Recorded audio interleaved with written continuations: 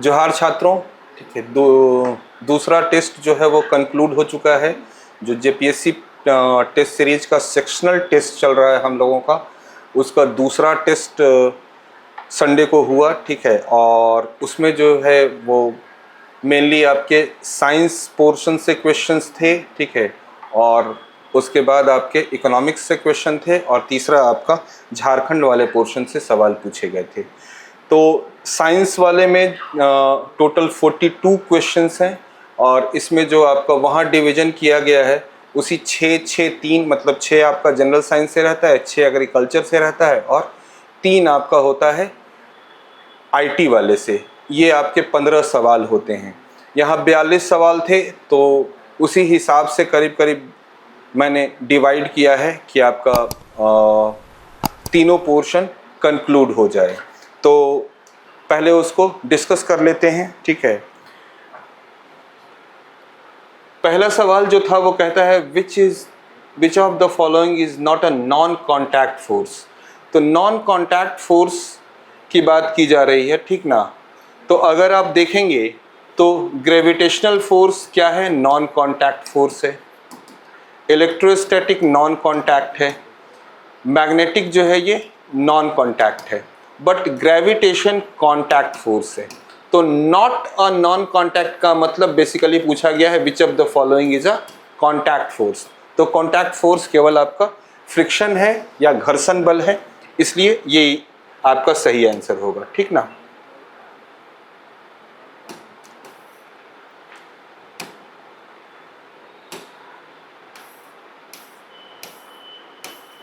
देखिए ये बहुत आसान सवाल है।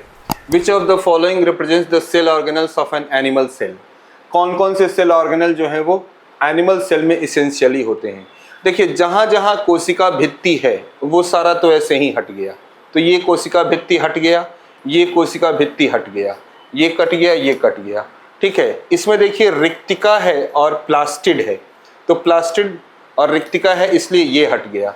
तो आपका आंसर ए हो गया, यानी जंतु कोशिका में आपको ये मिलेंगे। ये सारे आपके पादप कोशिका के पार्ट हैं, ठीक है।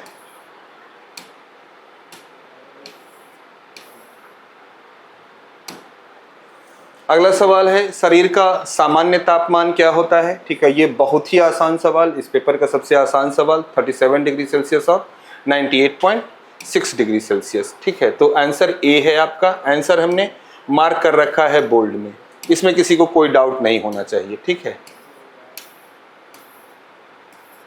उसके बाद लिखता है कि आइसोबार का गुण है, ठीक है। 3 चीजें हैं, आइसोटोप, आइसोबार और आइसोटोन। तो आइसोबार में क्या होता है कि मास नंबर सेम होता है, ठीक है। आइसोटोप में क्या होता है कि एटॉमिक नंबर सेम होता है, ठीक है। आप लोग कमेंट करके बताइए कि आइसोटोन क्या होता है और आइसोटोन का 1-2 एग्जाम्पल बताइएगा कमेंट में जरूर से। तो same mass number different atomic number, ये होता है आपका आइसोबार। अगला क्वेश्चन था कि गर्म पानी में कपड़े धोना अधिक सुविधाजनक क्यों है। क्यों हॉट वाटर में कपड़े आसानी से धुलते हैं। देखिए सरफेस टेंशन जो होता है हॉट वाटर का कम होता है। ये दोनों सरफेस टेंशन और टेम्परेचर ये दोनों आपका इनवर्सली प्रोपोर्शनल होता है, यानी कि आपका जो सरफेस टेंशन आपका जैसे जैसे टेम्परेचर जैसे जैसे बढ़ेगा सरफेस टेंशन डिक्रीज होता जाएगा। तो सरफेस टेंशन डिक्रीज होता है इसलिए आपका गंदगी आसानी से बाहर निकलता है, तो कपड़े धोना ज्यादा आसान होता है। निकट दृष्टि दोष या जिसको मायोपिया कहा जाता है, ठीक है। मायोपिया आपका नेत्र गोलक के लंबा होना या आईबॉल्स के इलोंगेशन के कारण होता है। कमेंट में करके आप लोग ये बताइएगा कि मायोपिया के लिए किस लेंस का प्रयोग करते हैं, ठीक है। किस तरह के लेंस का प्रयोग मायोपिया के उपचार के लिए किया जाता है, ये आप लोग कमेंट में बताइएगा। चलिए आगे बढ़ते हैं, है ना। जब कोई पिंड निर्वात में केवल गुरुत्वाकर्षण के प्रभाव में स्वतंत्र रूप से गिर रहा हो तो निम्नलिखित में से कौन सी राशि गिरने के दौरान स्थिर रहती है। When a body is falling freely under the influence of gravity alone in a vacuum, which of the following quantity remains constant। अगर वैक्यूम में फ्री फॉल हो रहा है, इसका मतलब ये है कि उसमें पोटेंशियल एनर्जी और काइनेटिक एनर्जी दोनों का सम जो है वो हमेशा हमेशा कांस्टेंट रहेगा। ठीक है, मींस के plus PE will remain constant. Kinetic energy और पोटेंशियल एनर्जी हमेशा कांस्टेंट रहेगा अगर फ्री फॉल हो रहा है वैक्यूम में। तो इस केस में आपका काइनेटिक और पोटेंशियल तो है, बट लिखा है कुल यांत्रिक ऊर्जा, एंड कुल यांत्रिक ऊर्जा is nothing but kinetic energy and potential energy का सम। ठीक ना, तो the sum of potential energy and kinetic energy is mechanical energy. तो ये आपका क्लियर हो गया है ना।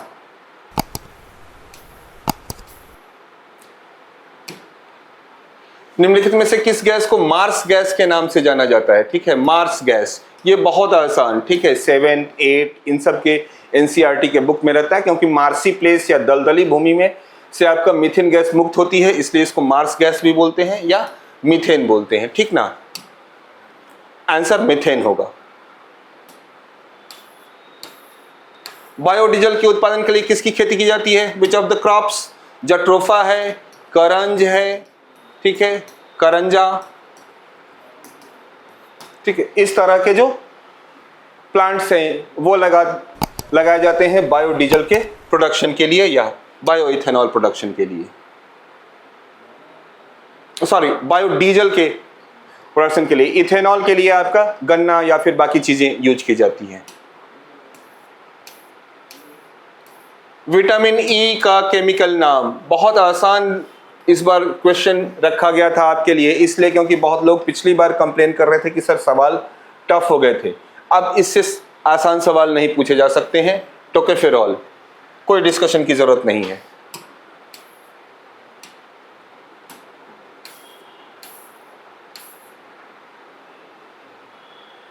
अच्छा, अब स्टेटमेंट देखिएगा। पेनिसिलिन जो है वो पहला एंटीबायोटिक खोजा गया था, ठीक है ना, ये सही बात है। कौन खोजे थे? अलेक्जेंडर फ्लेमिंग, ये भी सही बात है। पेनिसिलिन पेनिसिलियम नोटेटम जीवाणु से प्राप्त होती है। थोड़ा सा यहीं पर आपका ट्विस्ट किया हुआ था, ये नाम तो सही है पर ये जीवाणु नहीं कवक होता है। ठीक है, ये फंगस होता है या कवक होता है। तो आपका सही आंसर ए एंड सी है। ठीक है, मुझे पता है बहुत लोग कल बोल रहे थे कि नहीं नहीं सर इसका तो तीनों सही होना चाहिए, बट तीनों सही नहीं होगा, इसका केवल सही होगा आपका ए और सी। निम्नलिखित में से कौन सा सिद्धांत हाइड्रोलिक प्रेस या हाइड्रोलिक ब्रेक के संचालन को सबसे अच्छी तरह से समझाता है? ठीक है, देखिए हाइड्रोलिक ब्रेक्स जो होते हैं या हाइड्रोलिक प्रेस जो है उसका बेसिक प्रिंसिपल जो है वो पास्कल लॉ पर है। Which of the following principle best explains? तो ये आपका पास्कल लॉ है। पास्कल लॉ कहता क्या है कि कोई भी इनक्लोज्ड फ्लूइड का ट्रांसमिशन अगर होता है तो वो सभी पोर्शन में बराबर होता है उसके वॉल्स पे।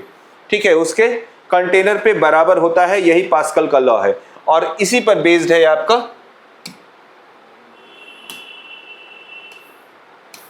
Hydraulic brake. किसका द्रव्यमान या किस कण का द्रव्यमान कम होता है? बहुत फैक्चुअल क्वेश्चन है ये, ठीक ना। इलेक्ट्रॉन, प्रोटॉन और न्यूट्रॉन में इलेक्ट्रॉन का द्रव्यमान सबसे कम होता है। Electron is the right answer. Next, वह धातु जो अन्य धातुओं से मिलकर सबसे ज्यादा एमेलगम्स बनाती है। यह भी केमिस्ट्री का आपका 7वीं का ही क्वेश्चन है। मरकरी या पारा जो है वो सबसे ज्यादा धातु के साथ एमेलगम बनाता है। इनऑर्गेनिक केमिस्ट्री का बेसिक फंडा जो है।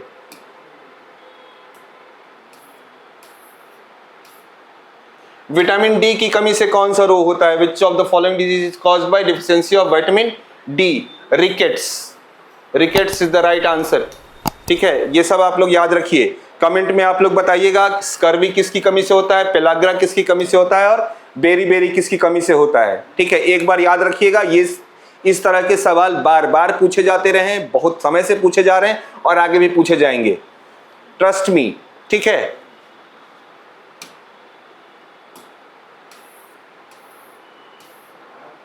निम्नलिखित में कौन सा मनुष्यों में नींद जागने के चक्र को विनियमित करने के लिए जिम्मेवार है? ये अच्छा क्वेश्चन है और ये ध्यान देने वाली बात है। ठीक है, मेलाटोनिन जो होता है ये पीनियल ग्लैंड से निकलने वाला एक हार्मोन है जिसको स्लीपिंग हार्मोन भी बोलते हैं। ठीक है ना, या स्लीप हार्मोन भी बोलते हैं या सोने वाला हार्मोन बोलते हैं। उसका नाम है मेलाटोनिन। मेलाटोनिन प्रोड्यूस होता है पीनियल ग्लैंड से। हाँ, पीनियल ग्लैंड से निकलने वाला ये हार्मोन है और ये आपका सोने जागने के चक्र को नियमित करने के लिए जिम्मेवार है। कोशिका के भीतर प्रोटीन की पैकेजिंग और परिवहन में कौन सा कोशिकांग शामिल होता है? Which organ involve in the packaging and transport of protein? Protein का सिंथेसिस नहीं कह रहे हैं, प्रोटीन का ट्रांसपोर्टेशन कह रहे हैं यहाँ पे, ठीक ना। प्रोटीन का सिंथेसिस नहीं कहा जा रहा है, प्रोटीन का परिवहन कहा जा रहा है, ठीक है। प्रोटीन का सिंथेसिस होता तो राइबोसोम हो जाता, बट यहाँ पे आपका गोल्जी उपकरण होगा या गोल्जी कॉय होगा, ठीक ना, Golgi apparatus. Sodium hydroxide carbon dioxide के साथ अपक्रिया करके बनने वाला प्राथमिक उत्पाद क्या होगा? In the reaction of sodium hydroxide and carbon dioxide, ठीक ना। देखिए ये सवाल ऐसे नहीं पूछा गया, ये पूछा हुआ सवाल है पहले। उसमें पूछा था कि सोडियम हाइड्रोक्साइड और कार्बन डाइऑक्साइड के मिलने से क्या बनता है, ठीक है। इसको लिखा था आपका, इसकी जगह पर लिखा था वॉशिंग सोडा और इसकी जगह पर लिखा था बेकिंग सोडा, ठीक है। तो बेकिंग सोडा बनाने के लिए आप हमेशा सोडियम हाइड्रोक्साइड और कार्बन डाइऑक्साइड का रिएक्शन करवाएंगे, ठीक है। बनेगा आपका NaCO3। प्राथमिक उत्पाद भी यहाँ पे इंपॉर्टेंट वर्ड है। वंडर क्रॉप किसको कहते हैं, ठीक ना। वंडर क्रॉप किसको कहते हैं? वंडर क्रॉप सोयाबीन को कहते हैं। सोयाबीन को इसलिए कहा जाता है कि ये मीट फॉर पुअर भी कहा जाता है। मीट फॉर पुअर इसलिए कि इसमें आपका फैट और प्रोटीन बहुत ज़्यादा होता है और ये बहुत चीप है और बहुत अच्छा सोर्स है, इसलिए इसको वंडर क्रॉप या अद्भुत फसल भी कहते हैं। नेक्स्ट, खरीफ क्रॉप क्या है इसमें से? इससे आसान सवाल पूरे पेपर में कोई बता के दिखाए। खरीफ क्रॉप, रबी क्रॉप, खरीफ क्रॉप। खरीफ क्रॉप का मतलब क्या है? मॉनसून के पीरियड में, मतलब जून से लेके सितंबर में, ठीक है, जो क्रॉप उगाए जाते हैं उनको बोलते हैं। अब इसमें देखिए सरसों तो रबी है, गेहूं रबी है और बार्ली भी रबी है, तो राइस हो जाएगा सिंपल आंसर, ठीक है। बहुत आसान रखा गया है सवालों को, सो दैट आप, हाँ हम मानते हैं कि कुछ सवाल टफ हैं, ठीक है, कुछ सवालों को थोड़ा ट्विस्ट किया गया है, बट ओवरऑल जो क्वेश्चन का स्टैंडर्ड है वो इजी कहा जाएगा, क्योंकि आने वाले टेस्ट में आपको काफ़ी कठिन सवाल मिलने वाले हैं। ये दूसरा टेस्ट है, आपको तैयार करने वाली बात है और पहला राउंड चल रहा है सेक्शनल का, इसलिए सवालों का स्टैंडर्ड थोड़ा आसान रखा गया है, ठीक है। तो थोड़ा ट्रस्ट कीजिए प्रोसेस पे, ठीक। चलिए कमेंट में बताइएगा हमको कि जायद फसल किसको कहते हैं? जायद, जायद या जायद क्रॉप्स किसको कहा जाता है, ये आप कमेंट बॉक्स में बताइएगा। पिछली बार भी हम बोले थे, बहुत सारे बच्चे जो हैं वो आंसर नहीं कर रहे हैं, आंसर कीजिए। निम्नलिखित में से कौन सा बृहद पोषक तत्व है? ठीक है, देखिए zinc, manganese, copper, molybdenum, boron, ये सब जो है वो माइक्रोन्यूट्रिएंट हैं, ठीक है। मैक्रोन्यूट्रिएंट की अगर बात करें तो आपका नाइट्रोजन है, कार्बन है, ऑक्सीजन है, ठीक है, फास्फोरस है, पोटाश है, ये सारे आपके मैक्रोन्यूट्रिएंट्स के अंतर्गत आते हैं या वृहद पोषक तत्व कहा जाता है, ठीक है। इसमें ऑक्सीजन भी होगा, हाइड्रोजन भी होगा, वृहद पोषक तत्व अगर कहें तो NPKOH, ठीक है, सल्फर, मैग्नीशियम, ये सब आपके वृहद पोषक तत्व में आएंगे या मैक्रोन्यूट्रिएंट में आएंगे। माइक्रो में जिंक है, मैग्नीज है, कॉपर है, बोरोन है, मोलिब्डेनम है, ये सारी चीजें आएंगी, ठीक ना। तो ये आप डिवीजन देख लीजिएगा एक बार, वृहद पोषक तत्व और माइनर, ठीक ना। पीएच रेंज क्या होता है क्रॉप प्लांट्स का? तो जो ज्यादा न्यूट्रल के आसपास हो उस पे जाइए तो 6 से 7.5, या आप समझिए कि थोड़ा सा एसिडिक सॉइल जो है वो ज्यादा बेहतर होता है। एसिडिक टू न्यूट्रल मतलब 6 to 7.5 जो है वो आपका ज़्यादा बेटर होता है किसी भी क्रॉप्स, ज़्यादातर क्रॉप्स के लिए। वैसे क्रॉप टू क्रॉप वेरी करता है, जैसे पोटैटो के लिए थोड़ा एसिडिक सॉइल ज़्यादा बेटर होता है, बट थोड़ा। अ soil with equal parts of sand, slit and clay, ठीक है। Sand is nothing but a mixture of sand soil is nothing but a mixture of sand, slit and clay. तो इनका mixture अगर equal equal है तो उसको क्या कहते हैं? उसको हम लोग लोम या दोमट मिट्टी बोलते हैं, लोम सॉइल या दोमट मिट्टी। ठीक है, ये भी पूछा हुआ सवाल। क्लोरोफिल का एसेंशियल पार्ट क्या है? कितनी बार पूछा गया सवाल मैं बता नहीं सकता हूं। मैग्नीशियम है इसका आंसर, ठीक ना। मैग्नीशियम क्लोरोफिल के लिए या क्लोरोफिल का एक इंपॉर्टेंट एलिमेंट है या एक इंपॉर्टेंट पार्ट है। अच्छा, the pathway through which glucose is broken down in the cytoplasm. Cytoplasm में ग्लूकोज के टूटने के मार्ग या इस प्रक्रिया या इस पूरी प्रक्रिया को हम लोग ग्लाइकोसिस कहते हैं। ग्लाइकोसिस से ही स्टार्ट होता है सेलुलर रेस्पिरेशन, या कोशिका का श्वसन स्टार्ट होता है वो ग्लाइकोसिस से स्टार्ट होता है और ये साइटोप्लाज्म में होता है, ठीक ना।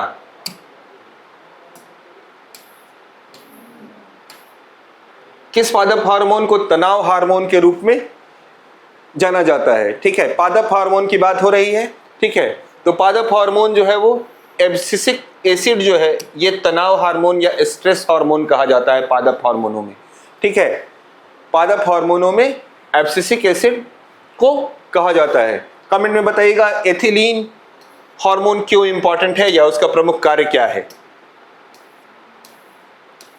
Which breed of goat is best known for high quality fiber production? Pashmina.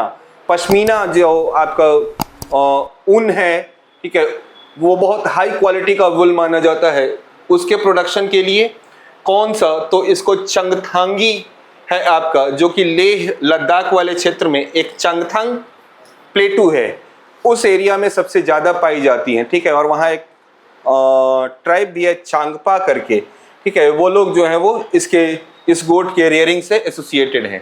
तो इसका सही ये होगा चंगथांगी। फ्रॉस्ट इंजरी क्यों होती है ज़्यादातर? ठीक है, इसका सीधा ये है आपका कि रात में विकिरणीय शीतलन या रेडिएटिव कूलिंग होती है रात वाले टाइम में, और उसी के चलते आपका पाला या फ्रॉस्ट का प्रॉब्लम होता है जाड़े के दिनों में।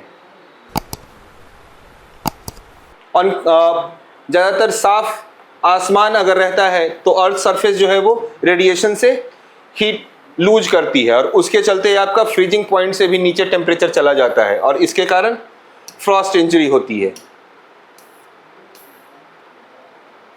शैवाल के अध्ययन को क्या कहा जाता है? शैवाल के अध्ययन को हम लोग अल्गोलॉजी भी बोलते हैं और माइकोलॉजी भी बोलते हैं, सॉरी फाइकोलॉजी भी बोलते हैं, ठीक ना। तो इसका बी और सी दोनों होगा, फाइकोलॉजी और अल्गोलॉजी। कमेंट में बताइएगा माइकोलॉजी क्या है। माइकोलॉजी असल में कवक का अध्ययन होता है, ठीक ना।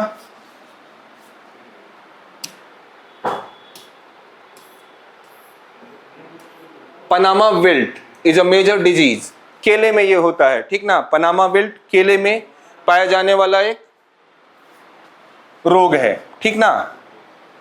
इसका डिटेल आपका दिया हुआ है नीचे में। कवक से होने वाला कौन सा रोग है? चावल में, खास तौर से चावल में कवक के कारण आपको राइस ब्लास्ट होता है। राइस ब्लास्ट एक रोग है, ठीक है, जो कि इस फंगस के चलते होता है। इससे इसके पत्ते, नोड और जो पत्ते होते हैं उनमें बहुत ज़्यादा समस्या आती है।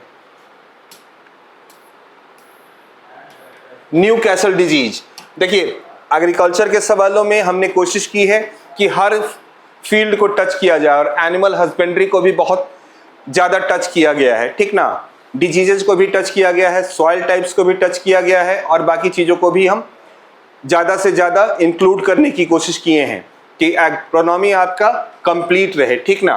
तो पोल्ट्री या मुर्गी से संबंधित ये रोग है न्यू कैसल डिजीज।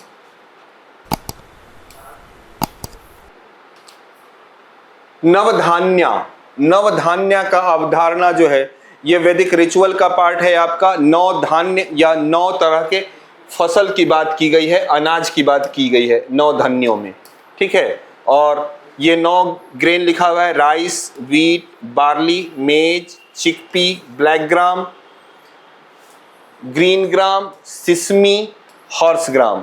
ये आपका नौ धान्य कहा जाता है, ठीक ना। ये वैदिक काल से ही चला आ रहा है। अब देखो इससे आसान सवाल क्या हो सकता है, try to tell me that. इससे आसान कुछ सवाल हो सकता है? 1 गीगाबाइट में कितना होता है? 1024 मेगाबाइट। 1 जीबी में कितना एमबी होता है? ये सवाल है ये। अगर आसान रूप में देखिए तो बिट बाइट इसी का कॉन्सेप्ट है, ठीक ना।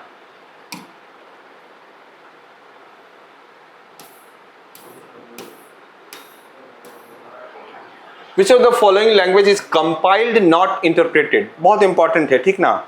देखिए कंपाइलेशन और इंटरप्रेटेड, ये हिंदी में है कि संकलित की जाती है, व्याख्या नहीं की जाती है, वो मतलब नहीं है, ठीक है ना। कंप्यूटर प्रोग्राम लिखने के बाद उसके इंटरप्रिटेशन की जरूरत नहीं होती है, सीधा कंपाइल कर दिया जाता है। तो कंपाइलेशन किया जाता है इन तीनों में, ठीक है। पाइथन में या जावा में या जावा स्क्रिप्ट में वो चीज़ नहीं होती है, खासकर जावा या पाइथन इस तरह के जो लैंग्वेजेस हैं, हाई लेवल लैंग्वेज हैं, इनको इंटरप्रेटर की भी जरूरत होती है।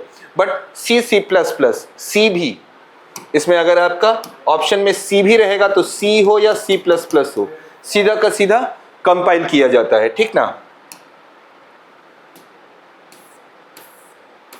DNS, डोमेन नेम सिस्टम, ठीक है, डोमेन नेम सिस्टम यही बोलते हैं, ठीक ना। जैसे कि आपका आईपी एड्रेस होता है वो ऐसे होता है 192.011.202 पॉइंट कुछ रहेगा, ये आप याद नहीं कर सकते हैं, ठीक है।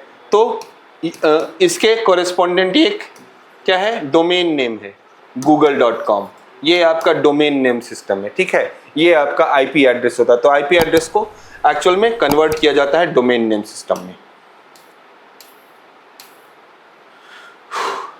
निम्नलिखित में से किसका उपयोग डेटा माइनिंग के लिए किया जाता है? देखिए अब जो लोग मेरी क्लासेस किए होंगे साइंस एंड टेक्नोलॉजी की, उसमें भी खास तौर से जिसमें हम बिग डेटा पढ़ाए हैं। सर बिग डेटा तो सिलेबस का पार्ट नहीं है, बिग डेटा सिलेबस का पार्ट है, क्योंकि डेटा स्ट्रक्चर आपका पार्ट है, तो बिग डेटा भी आपका पार्ट ऑटोमेटिकली हो जाता है, ठीक है। मेंस क्या आपका सिलेबस देखिएगा तो उसमें डेटाबेस मैनेजमेंट सिस्टम लिखा हुआ है।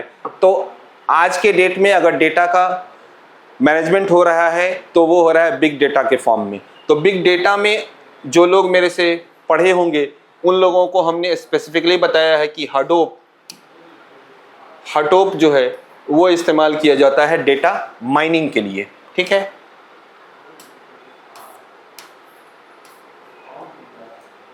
What does the term latency? Latency generally आपका टेलीकॉम वाले सेक्टर में भी यूज किया जाता है, ठीक है ना।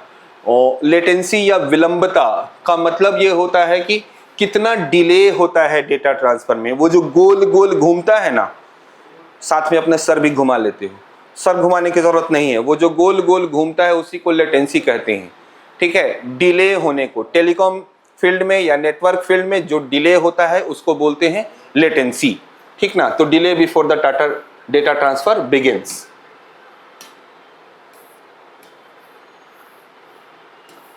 टोर ब्राउजर, ठीक है, टोर ब्राउजर भी हमने बताया है। जब भी आपको हम जो साइबर क्राइम वाला पार्ट हम पढ़ाते हैं उसमें हम आपको डार्कनेट के बारे में भी बताते हैं, और उसमें ही हम आपको बताते हैं टॉर ब्राउजर के बारे में, I2P के बारे में, मतलब इंडिविजुअल इंटरनेट प्रोटोकॉल जो है उसको। टॉर का फुल फॉर्म होता है the onion router, the onion router, ठीक ना। तो ये डार्कनेट मार्केट में पहुंचने के लिए या डार्कनेट को एक्सेस करने के लिए टॉर ब्राउजर का यूज किया जाता है, ठीक ना। वो डार्कनेट तक आप जो सिंपल ब्राउजर हैं मोजिला या क्रोम ये सब जो यूज कर रहे हैं इनसे आप नहीं पहुंच सकते हैं। उसके लिए एक अलग तरह का ब्राउजर है, उसको बोलते हैं टॉर ब्राउजर। कोशिश कीजिएगा कि अवॉइड कीजिए, ठीक है। या ऐसा ही आपका एक और ब्राउजर है, ठीक है ना, उसको I2P बोलते हैं, इनविजिबल इंटरनेट प्रोजेक्ट, ठीक है बाबू। चलो बढ़ रहे हैं। हाँ, सर्टेन, ये भी आपका सीधा सीधा पूछा हुआ है, ठीक है। Computer emergency response team India, यही सर्ट जो है वो ministry of electronics and IT है, और ये नोडल एजेंसी है किसी भी तरह का साइबर सिक्योरिटी, स्पेशली अगर स्ट्रेटेजिक लोकेशन पे होता है तो उससे डील करने के लिए आपका जो नोडल एजेंसी है वो यही है, सर्टेन। ठीक है, बहुत इंपॉर्टेंट। फ्लॉप्स सुपर कंप्यूटर को अगर उसकी स्पीड को मेजर करने के लिए यूज होता है, और इसका मतलब होता है फ्लोटिंग पॉइंट ऑपरेशंस पर सेकेंड। जो भी मेरे से कंप्यूटर वाला पार्ट पढ़े हैं उसमें मेंस वाले में, उनको इन चीज़ों के बारे में बहुत डिटेल से हमने बताया है, फ्लोटिंग पॉइंट ऑपरेशंस के बारे में। अगर आप भी मेंस की क्लासेस ज्वाइन करना चाहते हैं तो हमारे यहाँ साइंस एंड टेक जो है वो स्टार्ट होने वाला है। ठीक है, हिंदी इंग्लिश मीडियम में, और वो आपका नेक्स्ट वीक मंडे से स्टार्ट हो जाएगा, तो आप चाहें तो वो क्लासेस ज्वाइन कर सकते हैं। साइंस एंड टेक का बिल्कुल ही फ्रेश बैच स्टार्ट होने वाला है। इसके अलावा भी हमारे यहाँ, जैसा कि आप जानते हैं, बीपीएससी की, यूपीएससी की और जेपीएससी की बैचेस लगातार चल रही हैं, हिंदी माध्यम में अलग और इंग्लिश माध्यम में अलग। एनीवे, आगे बढ़ते हैं बेटा।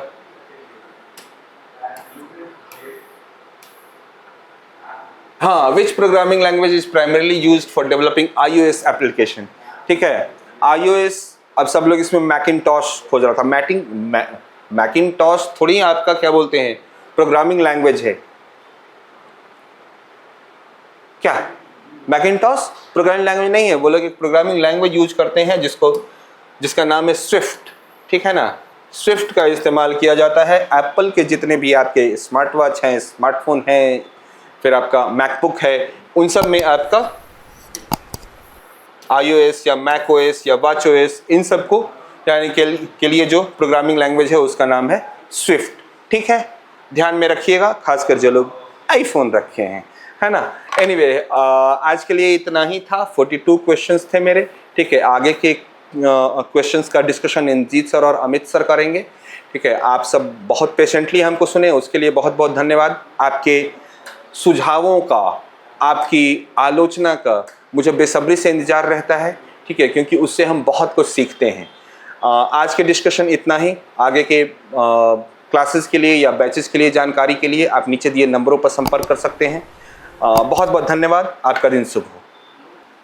हेलो एवरीवन, टेस्ट 2 के क्वेश्चंस का एक्सप्लेनेशन अब आगे देखेंगे। 42 तक अविनाश सर ने बता दिया है, तो क्वेश्चन नंबर 43 से देखते हैं। Which economist made first scientific estimation of India's national income in 1931-32? Bharat की राष्ट्रीय आय का पहला वैज्ञानिक अनुमान किस अर्थशास्त्री ने किया? तो इसका आंसर है डॉक्टर VKRV राव। इससे पहले भी नेशनल इनकम का एस्टिमेशन वगैरह हुआ है, दादा भाई नारोजी का इसमें एक महत्वपूर्ण रोल रहा है, लेकिन फर्स्ट साइंटिफिक या वैज्ञानिक तौर पर VKRV राव ने किया। नेक्स्ट क्वेश्चन पर चलते हैं। Which type of inflation occurs when government expenditure exceeds revenue? किस प्रकार की मुद्रास्फीति होती है जब सरकारी व्यय राजस्व से अधिक हो? तो ये जो होगा, ये घाटा प्रेरित या डेफिसिट इंड्यूस्ड इन्फ्लेशन, घाटा प्रेरित मुद्रास्फीति होती है। क्योंकि अगर सपोज ऐसी स्थिति है कि सरकार के पास सफिशिएंट रेवेन्यू नहीं है और वो RBI से कहती है कि और एक्स्ट्रा आप करेंसी प्रिंट कीजिए, तो उस करेंसी प्रिंट करने के चलते इन्फ्लेशन हो सकता है। इसे डेफिसिट इंड्यूस्ड इन्फ्लेशन कहते हैं। Next question, which concept refers to inflation limited to specific goods? कौन सा विचार मुद्रास्फीति को दर्शाता है जो केवल कुछ विशिष्ट वस्तुओं या क्षेत्रों तक सीमित हो? ये होता है स्क्यूफ्लेशन। स्क्यूफ्लेशन वैसी स्थिति है जैसे किसी एक चीज में, किसी एक वस्तु का या सेवा का कीमत काफ़ी बढ़ गया है, बाकी का कीमत स्टेबल है। जैसे मान लीजिए कि दाल का कीमत बहुत ज़्यादा बढ़ जाए और बाकी सामानों का कीमत एकदम कांस्टेंट रहे, या मान लीजिए कच्चे तेल की कीमत बढ़ जाए जिसके कारण डीजल पेट्रोल की कीमत बहुत ज़्यादा बढ़ जाए, तो उसे स्क्यूफ्लेशन कहेंगे। Next, which of the following is excluded? Which of the following is excluded while calculating core inflation? Core मुद्रास्फीति की गणना में किसे इंक्लूड नहीं किया जाता है? ठीक है, तो इसका आंसर है फूड एंड फ्यूल, खाद्य और ईंधन। कोर मुद्रास्फीति यानी कोर इन्फ्लेशन में फूड और फ्यूल यानी खाद्य और ईंधन को नहीं जोड़ा जाता है, क्योंकि इसकी कीमतें बहुत ज़्यादा एक तरह से बदलती रहती है, कभी कीमत बढ़ेगी कभी घटेगी, तो इस कारणवश इसे अलग करके कोर इन्फ्लेशन या मुद्रास्फीति निकाला जाता है। अगला क्वेश्चन है the incremental capital output ratio ICR, वृद्धिशील पूंजी उत्पादन अनुपात, ये क्या दर्शाता है? तो ये the amount of capital required to produce one additional unit of output, एक अतिरिक्त उत्पादन उत्पन्न करने के लिए कितनी पूंजी की आवश्यकता होगी। ठीक है, जैसे मान लीजिए सपोज किसी फैक्ट्री में किसी सामान का उत्पादन हो रहा है, तो उसमें अगर 1% या 1 यूनिट अगर बढ़ाया जाए, 1 यूनिट का उत्पादन अगर बढ़ाया जाए, जैसे मान लीजिए कि कहीं 100 कार का मैन्युफैक्चरिंग हो रहा है, तो अगर एक और 101 कार बनाना हो तो अतिरिक्त कितनी पूंजी की आवश्यकता होगी वो ICOR से पता चलेगा। Next, which of the following is included in India's domestic economic territory, GDP की गणना के लिए घरेलू आर्थिक क्षेत्र में निम्न में से क्या शामिल है? तो घरेलू आर्थिक क्षेत्र एक तो जो देश की सीमा होती है वो होता है, साथ में देश का जो दूतावास या एम्बेसी जो होता है वो अगर विदेशों में हो तो उन्हें भी इकोनॉमिक टेरिटरी में शामिल किया जाता है। मतलब अगर आप GDP की गणना कर रहे हैं तो भारत के अंदर जितना उत्पादन हुआ और भारत का जितने भी दूतावास विदेशों में हैं उसमें जो उत्पादन हुआ वो सारा GDP की गणना में आएगा। अगले क्वेश्चन पर चलते हैं। In India's domestic policy discussions, which group is considered working age? Working age group या जनसांख्यिकी लाभांश के कंटेक्स्ट में अगर हम लोग देखें तो कार्यशील आयु समूह क्या है? डेमोग्राफिक डिविडेंड में कार्यशील आयु समूह या वर्किंग एज पॉपुलेशन क्या है? ये 15 to 59 ईयर्स है, 15 से 59 वर्ष। अंतर्राष्ट्रीय स्तर पर 15 से 64 लेते हैं, भारत में 15 से 59 वर्ष जैसे ऑफिशियली लिया जाता है। जैसे नीति आयोग का डेटा देखिएगा या सपोज सेंसस का जनगणना का डेटा देखिएगा, उसमें सारा 15 से 59 वर्ष को ही कार्यशील आयु समूह माना गया है। भारत में 60 वर्ष में रिटायरमेंट होता है। फिर अगला question, according to agriculture census 2015-16 what was average size of operational land holding? कृषि जनगणना 2015-16 के अनुसार भारत में औसत संचालित भूमि का आकार कितना था? ये है 1.08 हेक्टेयर,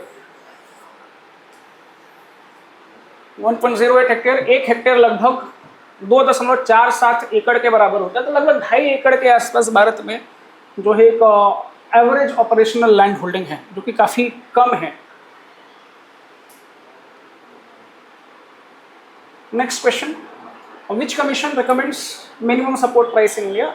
न्यूनतम समर्थन मूल्य किस आयोग द्वारा जारी किया जाता है? तो ये है कृषि लागत एवं मूल्य आयोग,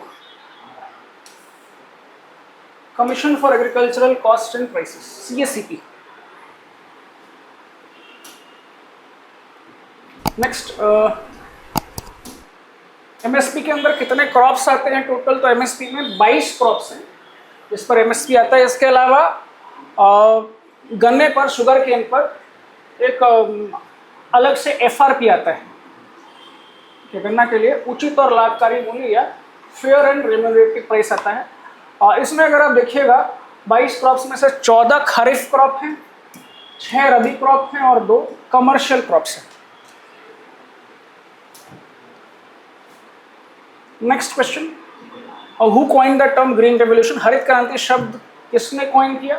तो इसका आंसर है विलियम गॉड। बहुत ही इजी क्वेश्चन है ये, William God. Next, evergreen revolution किसने कंसेप्चुअलाइज किया? तो ये है MS स्वामीनाथन। MS स्वामीनाथन ने भारत में हरित क्रांति को लागू करने में महत्वपूर्ण भूमिका निभाई।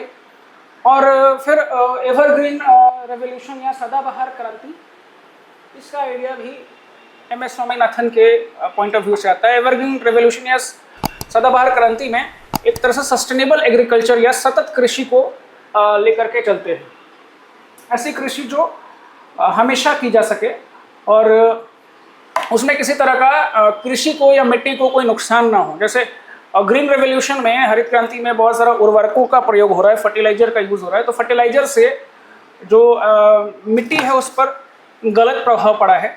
एवरग्रीन रेवोल्यूशन में उन्हीं चीज से आगे बढ़ते हुए मुख्यतः जैविक तरीके से या इको फ्रेंडली तरीके से कृषि को बढ़ाया जाएगा। Next, industrial policy resolution 1956। Schedule A industries where exclusively reserve for. Schedule A जो इंडस्ट्री था ये सार्वजनिक क्षेत्र के लिए या पब्लिक सेक्टर के लिए रिजर्व किया गया था। इसमें सारे जो बड़े इंडस्ट्रीज हैं, महत्वपूर्ण इंडस्ट्रीज हैं, उन्हें शेड्यूल ए में इंक्लूड किया गया। जैसे देखिए, defence, atomic energy, iron, steel, railways etcetera. फिर एमएसएमई क्लासिफिकेशन में मीडियम एंटरप्राइजेस का टर्नओवर लिमिट कितना होना चाहिए, है ना। एमएसएमई तो मध्यम उद्यम का जो टर्नओवर होगा वो 500 करोड़ है। इसमें अभी बदलाव हुआ है 1 अप्रैल 2026 से, 1 अप्रैल 2025 से ये लागू है। तो इस वर्ष ये लागू किया गया है। Next, who defined public finance as the study of principles underlying the spending and raising of funds by public authorities। ये पब्लिक फाइनेंस का परिभाषा है, डेफिनेशन है, और ये डेफिनेशन किसने दिया है, तो ये डेफिनेशन है फिनले शिरस का। फिनले शिरस ने ये डेफिनेशन दिया है। नेक्स्ट क्वेश्चन पर चलते हैं। रिचर्ड डब्ल्यू रैन, रिचर्ड डब्ल्यू रैन के अनुसार किस अनुमानित प्रतिशत से अधिक होने पर सार्वजनिक व्यय आर्थिक विकास में बाधक हो सकता है। मतलब जीडीपी के कितने परसेंटेज से ज़्यादा अगर पब्लिक एक्सपेंडिचर हो तो वो एक समस्या बन सकता है। तो इसका आंसर है 25%। मतलब सरकार का जो खर्च होता है, सरकारी खर्च, वो सारा, जिसमें केंद्र सरकार, राज्य सरकार और मान लीजिए पंचायत या म्यूनसिपैलिटी वगैरह हो गया, सभी को इंक्लूड करेंगे। इनका कुल खर्च अगर जीडीपी के 25% से अधिक हो तो ये जीडीपी के ग्रोथ के लिए या इकोनॉमिक ग्रोथ के लिए अच्छा नहीं है। Next, who presented the first budget in independent India. किसने पहला बजट स्वतंत्र भारत में पेश किया था, तो आर.के. षण्मुख चेट्टी। आर.के. षण्मुख चेट्टी, इनको एक तरह से ये क्रेडिट जाता है कि ये पहला बजट स्वतंत्र भारत का इन्होंने पेश किया था। और रेलवे बजट और जनरल बजट को 1924 में जब अलग किया गया तो किसके रिकमेंडेशंस पर किया गया, ये है एकवर्थ कमेटी। एकवर्थ कमेटी के सिफारिश पर रेल बजट और जनरल बजट को अलग किया गया। हालांकि 2017 में विवेक देब्रॉय कमेटी के रिकमेंडेशंस के बाद इसे वापस से जोड़ दिया गया। वापस से अब रेलवे बजट अलग से नहीं आता, जनरल बजट के साथ ही आता है। Then which of the following is qualitative aspect of economic development? आर्थिक विकास का कौन सा गुणात्मक पहलू है, गुणात्मक पहलू?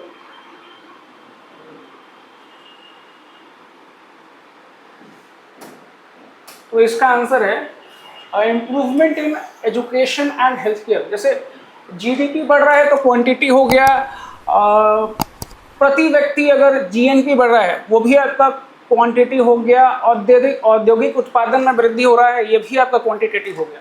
जबकि शिक्षा और स्वास्थ्य में अगर सुधार हो रहा है तो ये क्वालिटेटिव होगा।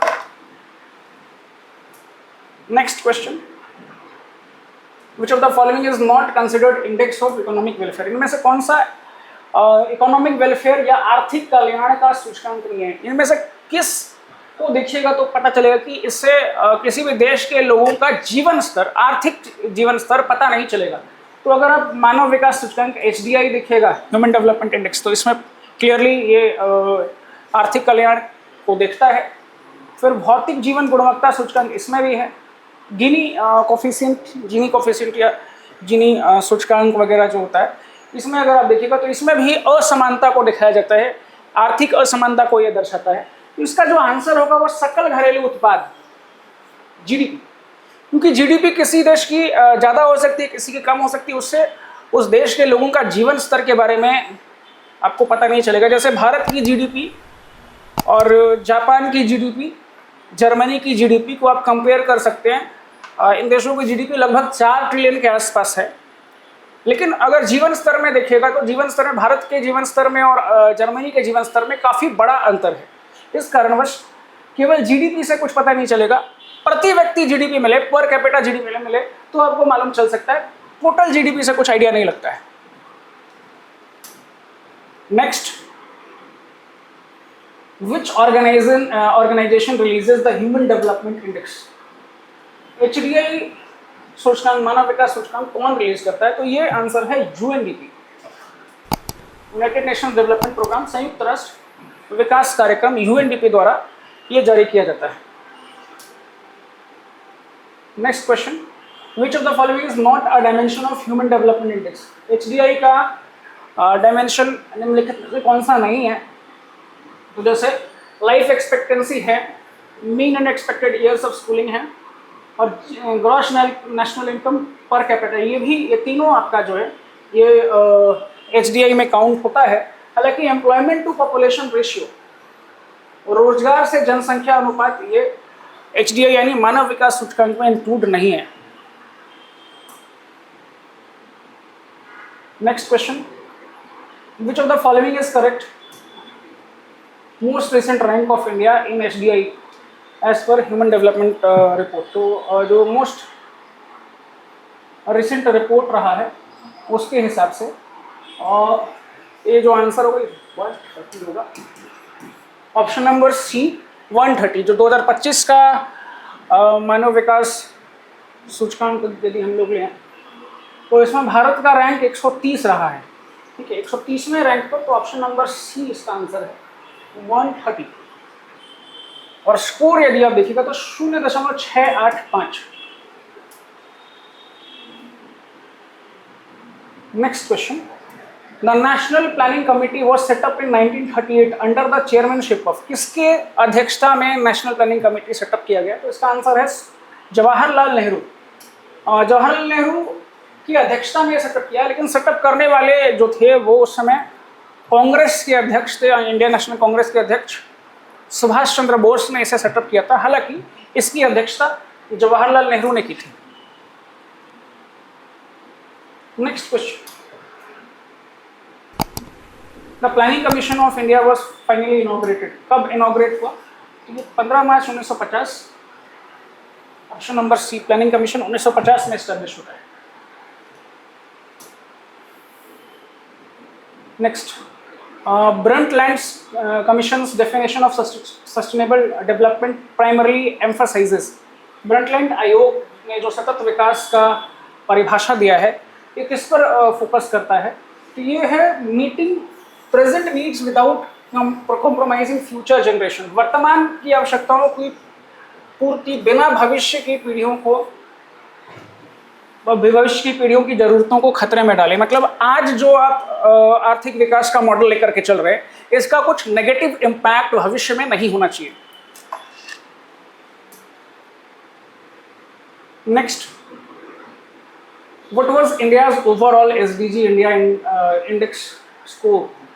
अगर SDG इंडिया इंडेक्स देखिएगा तो SDG India index NITI Aayog जारी करती है। देखिए, SDG इंडेक्स एक आपका UNDP का है, एक नीति आयोग का है। नीति आयोग के इंडेक्स में जो स्कोर है वो 71 है, और अगर आप UNDP का देखें तो उसमें जो स्कोर है वो 67 है। ठीक है, तो ये नीति आयोग का पूछा गया क्योंकि SDG इंडिया इंडेक्स की बात कर रहे हैं। जो UNDP जारी करती है उससे SDG इंडेक्स कहा जाता है।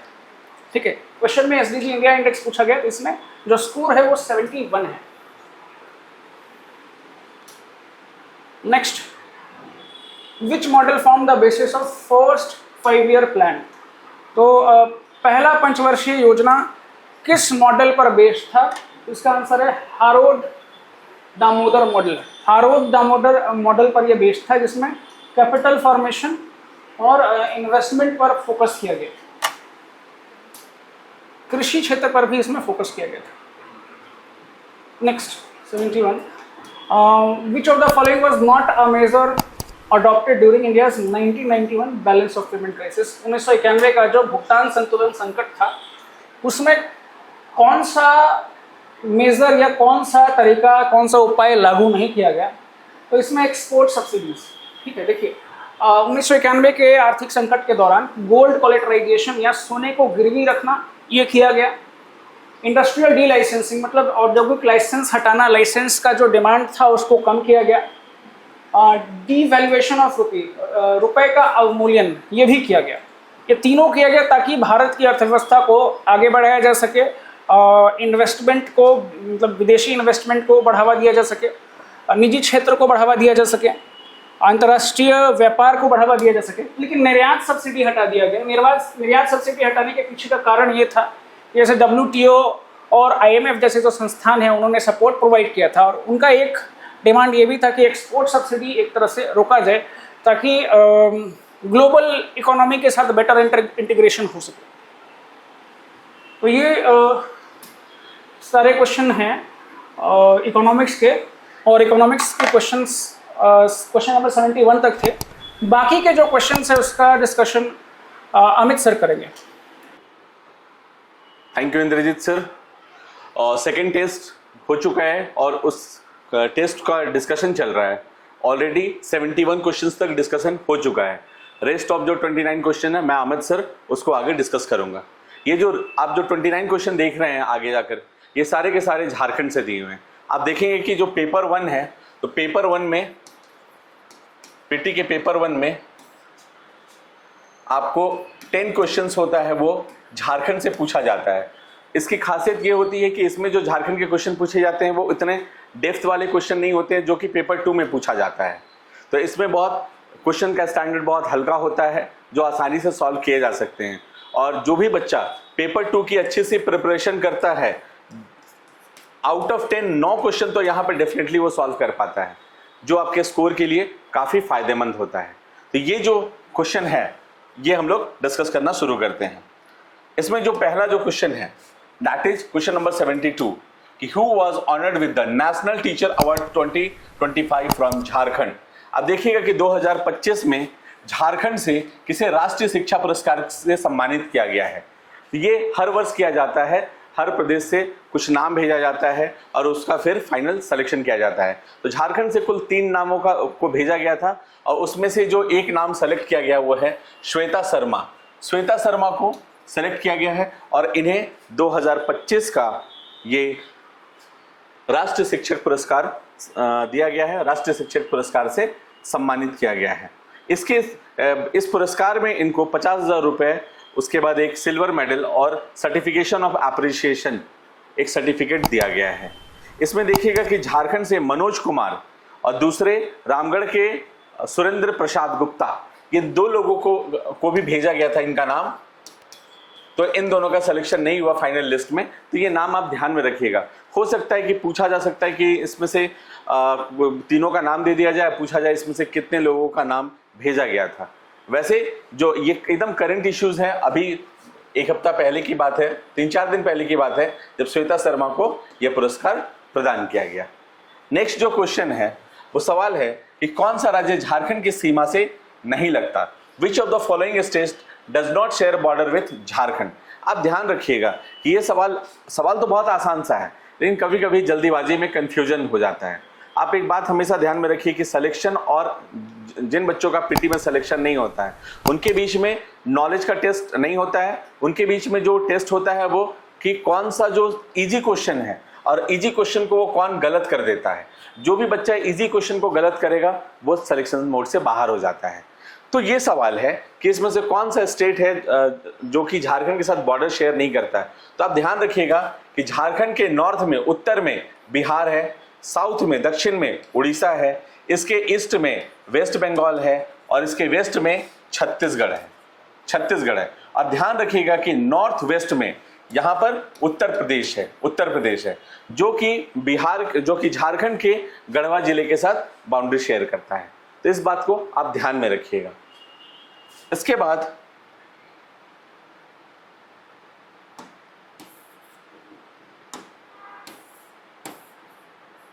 क्वेश्चन नंबर 74 पे आ जाइए। क्वेश्चन नंबर 74 है, वो पूछा गया है कि इसमें से पढ़ा पंचायत सिस्टम,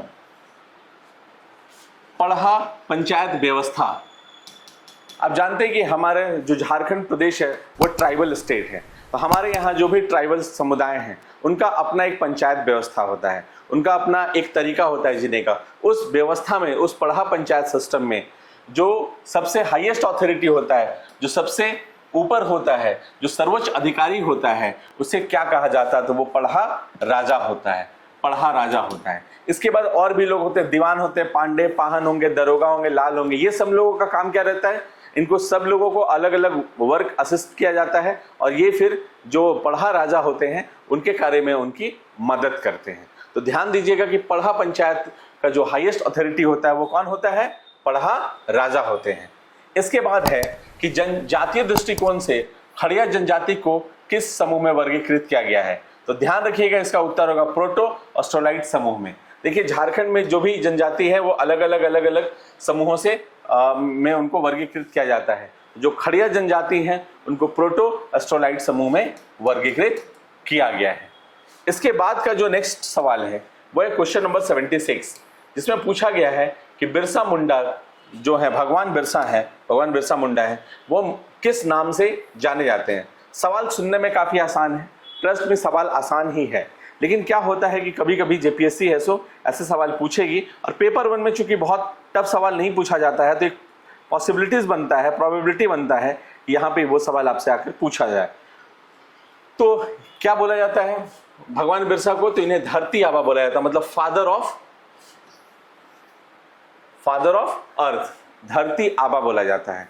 तो आप ध्यान रखिएगा कि भगवान बिरसा मुंडा के बारे में, क्योंकि ये एक ऐसे व्यक्ति रहे हैं, ये ऐसे महापुरुष रहे हैं जिनके बारे में अगर कभी भी सवाल बनाया जाए तो एक सवाल झारखंड से इनके बारे में जरूर पूछा जाएगा।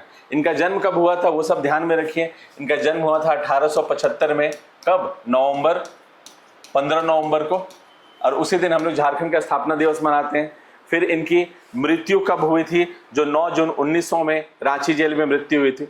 और बाकी जो इनके जीवन की जो घटनाएं हैं उसको आप ध्यान में रखिए। भगवान बिरसा मुंडा, जैसे हम लोग करते हैं ना कि यूपीएससी की अगर आप तैयारी कर रहे हैं तो यूपीएससी की प्रिपरेशन करने वाले स्टूडेंट के लिए गांधी जी बहुत महत्व रखते हैं, वैसे ही हमारे झारखंड में जो बच्चे जेपीएससी की तैयारी कर रहे हैं या झारखंड की अन्य प्रतियोगिता परीक्षाओं की तैयारी कर रहे हैं उनके लिए भगवान बिरसा मुंडा के बारे में पढ़ना आवश्यक हो जाता है। इसके बाद जो नेक्स्ट क्वेश्चन है वो आप देखिए, whose original name is Shivcharan Manjhi. मतलब ये जो 4 नाम दिए गए हैं, इन 4 राजनीतिक नेताओं में से शिवचरण मांझी किनका नाम है? इस प्रश्न का उत्तर तो सब आपको पता ही होगा कि ये जो नाम है ये हमारे स्वर्गीय शिबू सोरेन का, हमारे दिसोम गुरुजी को बोला जाता था। उनका ये मूल नाम था। क्या नाम था इनका मूल नाम? शिवचरण मांझी। अब ध्यान रखिए कि चूंकि अभी जस्ट तुरंत ही दिसोम गुरु की मृत्यु हुई है, वो हमारे बीच नहीं रहे, तो हो सकता है कि जब सवाल बनाया जाए तो उस समय आपसे इनके बारे में कुछ क्वेश्चंस पूछा जाए, और अगर इंडिविजुअल आप मुझसे पूछेंगे तो पूछा जाना भी चाहिए, ठीक है। शिबू सोरेन जी के बारे में डेफिनेटली सवाल पूछा जाना चाहिए। तो उनका जन्म कब हुआ था, नेमरा गांव के बारे में पूछा जाएगा, उनकी मृत्यु कब हुई थी, पूछा जा सकता है कि वो लोकसभा के कितने बार सदस्य रहे, पहली बार लोकसभा का इलेक्शन कब लड़ा, पहली बार कब जीते, वो झारखंड के कितने बार मुख्यमंत्री रहे। तो इस प्रकार का जो सवाल है वो शिबू सोरेन जी के बारे में डेफिनेटली पूछा जा सकता है। तो इसमें शिबू सोरेन जी के बारे में सवाल पूछने का उद्देश्य यही है कि आप इनके बारे में व्याख्या विस्तार रूप से बढ़िया से इनको पढ़िए, क्योंकि इससे एक सवाल डेफिनेटली पूछा जा सकता है। JPSC can ask question about the Shibu Soren ji. बाकी जो इसमें ऑप्शन में है उनके बारे में भी आप जानिए। रामदास सोरेन, इनकी भी मृत्यु अभी फिलहाल हुई है, आप सबको पता होगा। और ये जगन्नाथ महतो, जिनकी मृत्यु अभी 2 साल पहले हुई है। और कार्तिक उरांव जी के बारे में तो जानना आवश्यक ही है। रांची में जो एक फ्लाईओवर बनाया गया है सिरमटोली में, उसका नाम स्वर्गीय कार्तिक उरांव जी के नाम पे रखा गया है। इसलिए सारे जो भी महापुरुष हैं उनके बारे में आप अवश्य पढ़ें।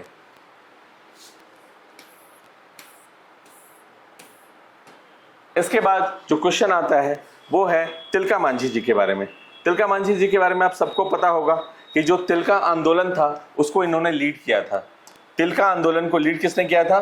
तिलका मांझी जी ने किया था। और ये जो ये जो इवेंट हुआ था, तिलका आंदोलन हुआ था, ये 1783 से लेकर के 1785 के बीच में, 1783 टू 1785 के बीच में हुआ था।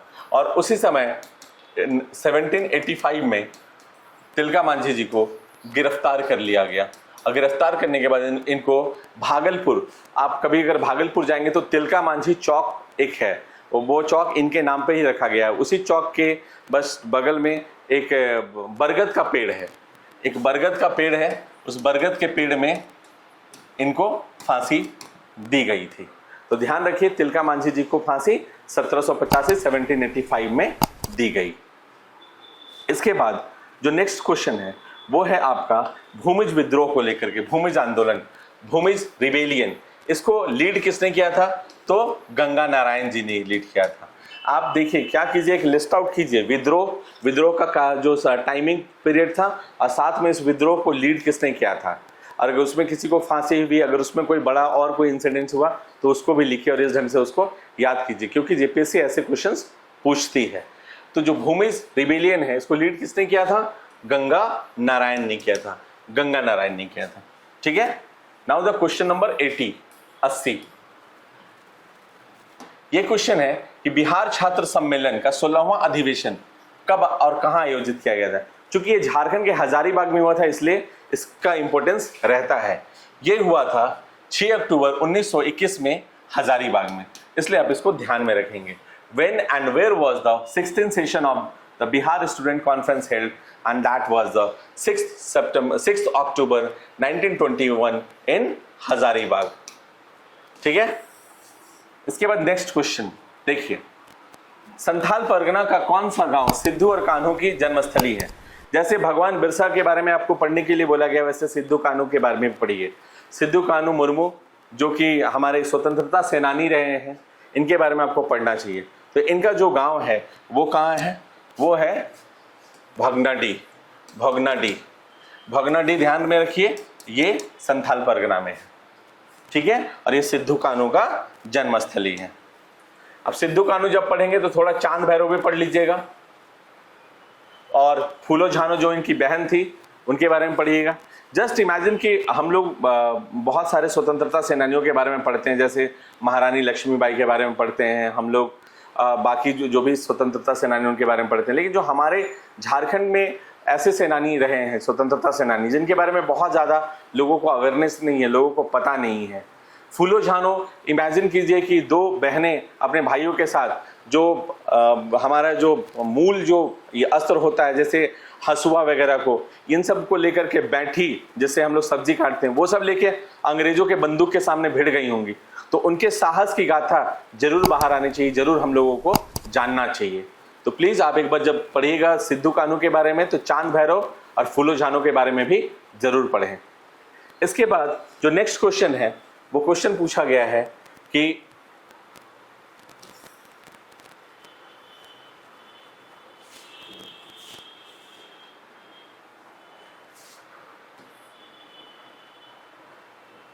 इसके लेखक कौन है। देखिए, आप ध्यान रखिएगा कि आपको लेखक और जो बुक है, जो भी हमारी क्षेत्रीय भाषा है उससे संबंधित जो भी किताबें हैं, और उस किताब से को लिखने वाले जो भी लेखक हैं, तो उससे आपको सवाल पूछा जाता है। कुडुख फोकलर की रचना किसके द्वारा की गई थी? कुडुख फोकलर की रचना किसके द्वारा की गई थी? तो ध्यान रखिएगा कि इसकी रचना किसके द्वारा की गई थी? ए ग्रेनाइट के द्वारा की गई थी। ए ग्रेनाइट के द्वारा की गई थी। इसके बाद जो दूसरा सवाल पूछा गया है, वो पूछा गया है ग्रह का फेर, कि ग्रह का फेर एक नाटक है, ये एक प्ले है, ये एक प्ले है, ये नाटक है, ये किसके द्वारा लिखा गया है? तो ये आनंद सहाय अखौरी के द्वारा लिखा गया है।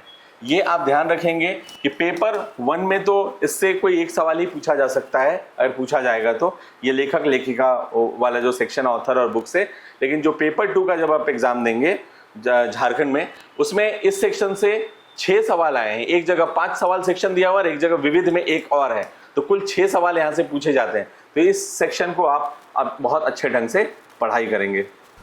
इसके बाद जो नेक्स्ट जो सेक्शन आता है, जो नेक्स्ट क्वेश्चन है, वो है आपका question number 84। and asked the question about the Patliputra Medical College Dhanbad established. कि जो पाटलिपुत्रा मेडिकल कॉलेज जो धनबाद में है, इसकी स्थापना कब हुई थी? इसकी स्थापना कब हुई थी? तो आप ध्यान से देखिए, इस कॉलेज की जो स्थापना है वो 1974 में 1974 में की गई थी। और ये कॉलेज अभी वर्तमान के समय में झारखंड के अच्छे कॉलेज में गिना जाता है। और ये मैं इसलिए बता रहा हूँ कि मेरे घर के बच्चों ने अभी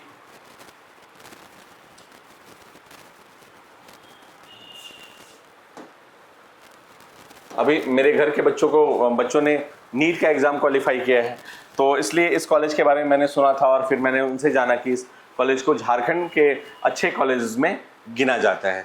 इसके बाद तो ये उत्तर इसका क्या हुआ? 1974। इसके बाद जो नेक्स्ट क्वेश्चन है, who was becomes the new president of the Jharkhand cricket association. अब अभी आपने सुना होगा कि झारखंड क्रिकेट एसोसिएशन में चयन प्रक्रिया हुई है, वहां पे चुनाव हुआ है और उस चुनाव में जो अजय नाथ शाहदेव हैं वो झारखंड क्रिकेट एसोसिएशन के प्रेसिडेंट अध्यक्ष बनाए गए हैं। साथ में आप देखिए इसमें दो नाम और है, सौरभ तिवारी और शहबाज नदीम। सौरभ तिवारी भी क्रिकेटर रहे हैं, शहबाज नदीम भी अंतर्राष्ट्रीय क्रिकेटर रहे हैं। तो इनके बारे में ध्यान से देखिएगा कि झारखंड के किस जिले के रहने वाले हैं। ये जो दोनों हैं, इसमें जो सौरभ तिवारी हैं वो सेक्रेटरी बने हैं और जो शहबाज नदीम हैं वो जॉइंट सेक्रेटरी बने हैं। तो इस बात को ध्यान रखिएगा कि अभी जो झारखंड क्रिकेट एसोसिएशन का जो चुनाव हुआ, इलेक्शन हुआ, उसमें जो अजय नाथ शाहदेव हैं वो प्रेसिडेंट बने हैं, सौरभ तिवारी सेक्रेटरी बने हैं, शहबाज नदीम जॉइंट सेक्रेटरी बने हैं। ठीक है। इसके बाद जो नेक्स्ट क्वेश्चन है और वो है क्वेश्चन नंबर 86 एंड इस क्वेश्चन में पूछा गया था, ध्यान से देखिए, कि आपने सुना होगा निक्की प्रधान झारखंड की एक प्रमुख बहुत फेमस महिला हॉकी खिलाड़ी हैं।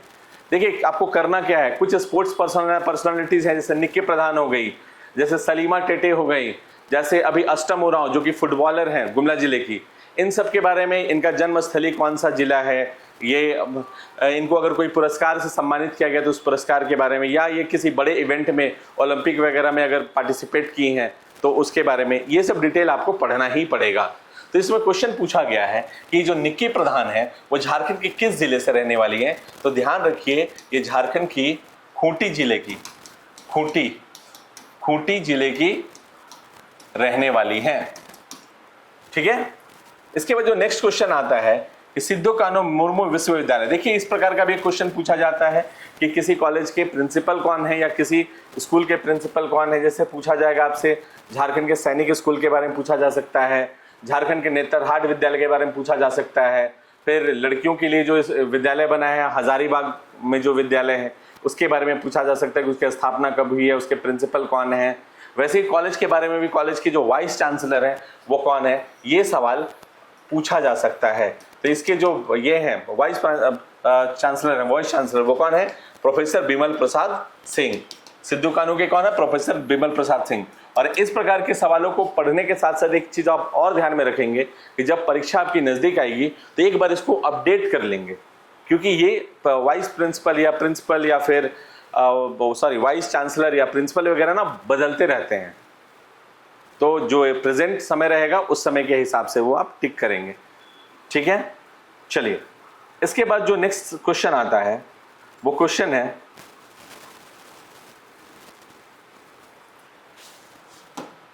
कि क्वेश्चन नंबर 88 और क्वेश्चन है कि who is the current governor of Jharkhand. Jharkhand के वर्तमान स्वरूप में, अभी वर्तमान में झारखंड के गवर्नर या राज्यपाल कौन है? अब देखिए इसमें जो भी नाम दिया हुआ है, रमेश बैस, द्रौपदी मुर्मू, संतोष गंगवार, सीपी राधाकृष्णन, ये चारों झारखंड के अभी फिलहाल के कुछ सालों के में रहने वाले गवर्नर हैं। आपको इन चारों के बारे में जानना जरूरी है। देखिए इसमें खासकर अभी जो वर्तमान में जो है वो है संतोष गंगवार। ठीक है, ये तो आपको पता ही होना चाहिए कि Santosh Gangwar is the governor of Jharkhand. वर्तमान में झारखंड के राज्यपाल संतोष गंगवार हैं। लेकिन आपको बाकी क्यों जानना है? बाकी की द्रौपदी मुर्मू जी अभी राष्ट्रपति हैं, भारत की राष्ट्रपति हैं और ये झारखंड की सबसे लंबे समय तक रहने वाली गवर्नर भी रही हैं। तो अब से सवाल पूछा जा सकता है कि द्रौपदी मुर्मू जी कब से कब तक झारखंड की गवर्नर रही हैं, इसलिए आपको वो डेट स्पेसिफिक ध्यान में रखना पड़ेगा। उसके बाद जो सीपी राधाकृष्णन है, सीपी राधाकृष्णन जो कि अभी गंगवार जी के पहले यहाँ के ये थे गवर्नर थे।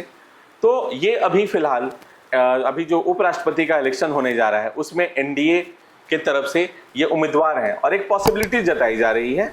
अब इलेक्शन में तो कुछ भी हो सकता है, लेकिन जैसा संख्या बल है उसके आधार पर एक पॉसिबिलिटीज बताई जा रही है मीडिया में कि सीपी राधाकृष्णन है सब भारत के नए उपराष्ट्रपति बनेंगे। और चूंकि ये झारखंड के गवर्नर रह चुके हैं, देखिए झारखंड का किस्मत कितना अच्छा है, मतलब हम लोगों के यहाँ जो भी गवर्नर बने हैं प्रेसिडेंट और वाइस प्रेसिडेंट दोनों वही रहेंगे।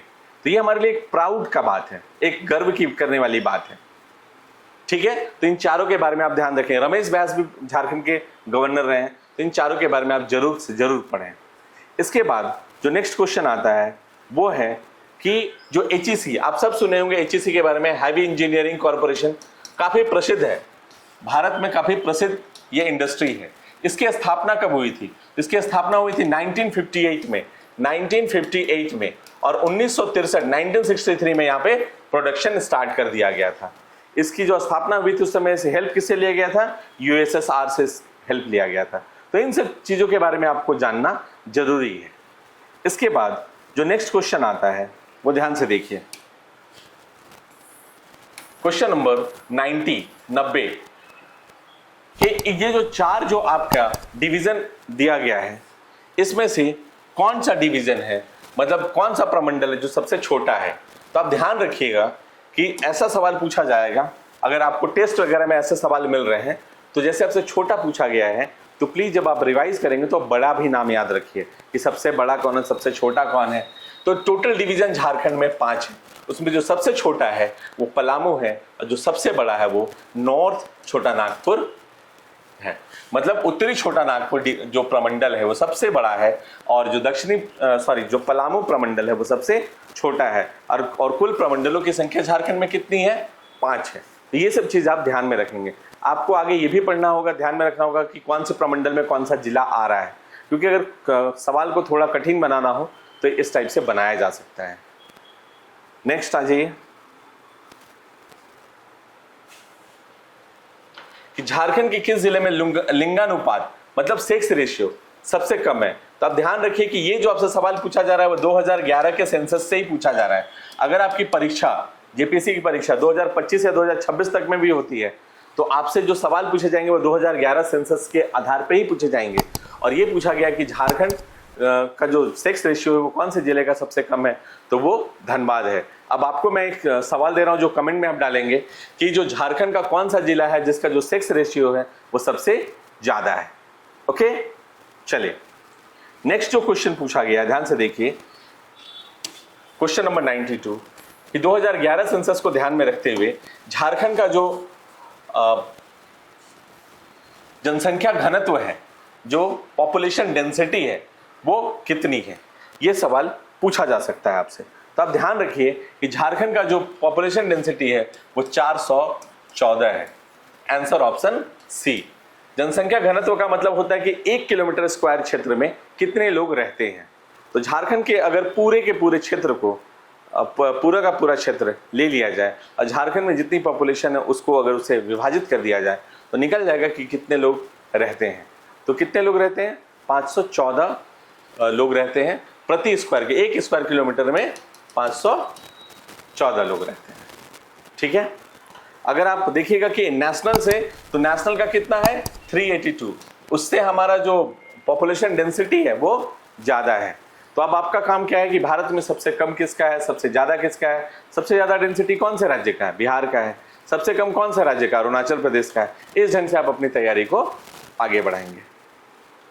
इसके बाद आता है, देखिए आप सबको एक मेरा सजेशन है कि जो ISFR रिपोर्ट 2023 आया है उसको ध्यान से पढ़िए, उसको भारत के आधार पे पढ़िए, और चूंकि वो 2 वॉल्यूम में है और दूसरा वॉल्यूम जो है वो झारखंड के आधार पे है, तो दोनों को पढ़िए। इसमें सवाल पूछा गया है कि जो ISFR रिपोर्ट 2023 आया है उसके आधार पे जो स्क्रब है, जो झाड़ है, उसकी वो कितने क्षेत्रों में फैला हुआ है। ठीक है, according to the ISFR 2023 what is the total scrub area, कितना है 2023 के झाड़ीदार जो क्षेत्र है वो कितने क्षेत्रों में फैला हुआ है। तो इसका जो उत्तर होगा वो उत्तर है आपका 558.32। मतलब ए ऑप्शन होगा। 558.32 स्क्वायर किलोमीटर्स। ओके, इतने क्षेत्र में क्या फैला हुआ है? स्क्रब। तो इसलिए आप फॉरेस्ट रिपोर्ट को जरूर पढ़िए कि झारखंड के किस जिले में सबसे ज़्यादा जंगल है, सबसे कम कहाँ पे है, सबसे ज़्यादा जो 2021 के से 2023 के बीच का जो समय रहा उसमें सबसे ज़्यादा बढ़ोतरी किस में हुई, सबसे ज़्यादा फॉरेस्ट फायर कहाँ पे हुआ, इन सब चीज़ों को आपको ध्यान में रखना है। इसके बाद जो नेक्स्ट क्वेश्चन है कि जो सोन है, ये जो 4 नदियाँ दी हुई है, चारों में से कौन है जो सोन की डायरेक्ट ट्रिब्यूटरी है, सहायक नदियाँ हैं? चूंकि ये, तो इसका उत्तर होगा नॉर्थ कोयल रिवर, यानी उत्तरी कोयल नदी है, वो है सोन की सहायक नदी है। ओके, नेक्स्ट क्वेश्चन आ जाइए, दैट इज मैथन बांध। आपने सबने सुना होगा, जो कि बराकर नदी पे बना हुआ है। तो ये जो बराकर नदी पे मैथन बांध बना हुआ है, मैथन डैम बना हुआ है, ये कब बना है? तो ध्यान से देखिए, ये 1958 में, 1958 में किस पे बना हुआ है? ये बराकर नदी पे बना हुआ है, बराकर नदी पे बना हुआ। तो झारखंड में जो भी महत्वपूर्ण जो डैम है, महत्वपूर्ण बांध है, उनके बारे में आप पढ़िए, वो कौन सी नदी में बनाया गया, कब बनाया गया है, उसका बनाने के पीछे का जो मेन ऑब्जेक्टिव है वो क्या है, इन सब चीज़ों को आप थोड़ा सा ध्यान में रखेंगे। इसके बाद जो नेक्स्ट क्वेश्चन है वो है आपका सेल के बारे में, जो बोकारो स्टील प्लांट है, कि इसका जो निर्माण किया गया था वो किसकी मदद से किया गया था? वो सोवियत यूनियन की मदद से किया गया। ध्यान रखिएगा, सोवियत यूनियन की मदद से किया गया। जो बड़े बड़े इंडस्ट्री है ना झारखंड में, उसको इसी ढंग से आपको पढ़ने की ज़रूरत है कि कब निर्माण किया गया, किसके मदद से निर्माण किया गया, इत्यादि। इसके बाद जो नेक्स्ट क्वेश्चन आता है वो है कि झारखंड में किस प्राकृतिक आपदा से सबसे अधिक मौतें या मृत्यु होती है? आप देखिएगा कि प्राकृतिक रूप से जब झारखंड में मृत्यु होती है तो उसमें सबसे ज़्यादा जो होता है उसको लाइटनिंग बोलते हैं। जैसे जब बारिश होती है, जो बिजली चमकता है, जो उसी बिजली से सबसे ज़्यादा मृत्यु होती है झारखंड में।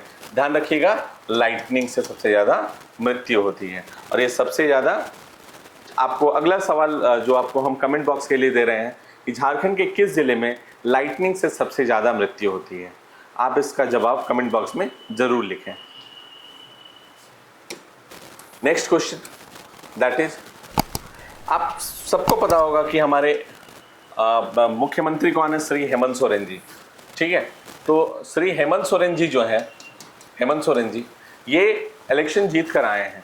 तो जो क्वेश्चन पूछा जाएगा या क्वेश्चन पूछा गया है वो ये पूछा गया है कि कौन से विधानसभा से ये इलेक्शन जीत के आए हैं पिछले चुनाव में, मतलब जो अभी लास्ट चुनाव हुआ था पिछले साल, उसमें कौन से विधानसभा से ये चुन के आए हैं? तो ध्यान रखिए, ये बरहेट विधानसभा से चुनकर आए हैं। देखिए, अब ध्यान रखिए कि जो भी जो नेता विपक्ष हैं वो कौन से विधानसभा से चुन के आए हैं? जो मुख्यमंत्री हैं। फिर जो भी मंत्री हैं यहाँ पे झारखंड में, वो मंत्री ध्यान से देखिए कि कौन कौन से मंत्री हैं, वो कौन कौन से विधानसभा से चुन के आए हैं। उसके बाद जो बड़े नेता हैं, जैसे मान लीजिए कि कल्पना सोरेन जी हैं, श्रीमती कल्पना सोरेन जी, चूंकि वो बड़ी नेता हैं तो हो सकता है उनके बारे में सवाल आपसे पूछा जाए। कुल कितनी महिला जो एमएलए हैं वो जीत कर आई हैं। इस ढंग से आप चुनाव को एक बार कवर कर लीजिए, आपको डेफिनेटली एक सवाल जरूर मिलेगा पेपर 1 में या फिर पेपर 2 में। उसके बाद जो नेक्स्ट सवाल आता है, अच्छा इसके पहले ये जो हेमंत सोरेन जी थे वो कहीं और से भी चुनाव लड़ते थे। आप लोगों को ध्यान होगा वो दुमका था, लेकिन दुमका में अभी इनके जगह पे बसंत सोरेन, जो इनके भाई हैं, जो इनके छोटे भाई हैं बसंत सोरेन जी, वो चुनाव लड़ रहे हैं और वो जीत कर आए हैं। तो अभी जो दुमका से कौन जीत कर आए हैं? दुमका से बसंत सोरेन जी, बरहेट से श्री हेमंत सोरेन जी। ठीक है, ये आप ध्यान में रखिएगा। रांची का तो सबको पता है, रांची से श्री सीपी सिंह है। जमशेदपुर को 2 भाग में बांटा गया था, पश्चिमी और पूर्वी, तो आप देख लीजिएगा। उसके बाद क्वेश्चन नंबर 99 देखिए, जो झारखंड के विधानसभा के करंट स्पीकर हैं, जो करंट विधानसभा अध्यक्ष हैं, वो कौन है? तो ध्यान से देखिएगा, वो है श्री रविंद्र नाथ महतो।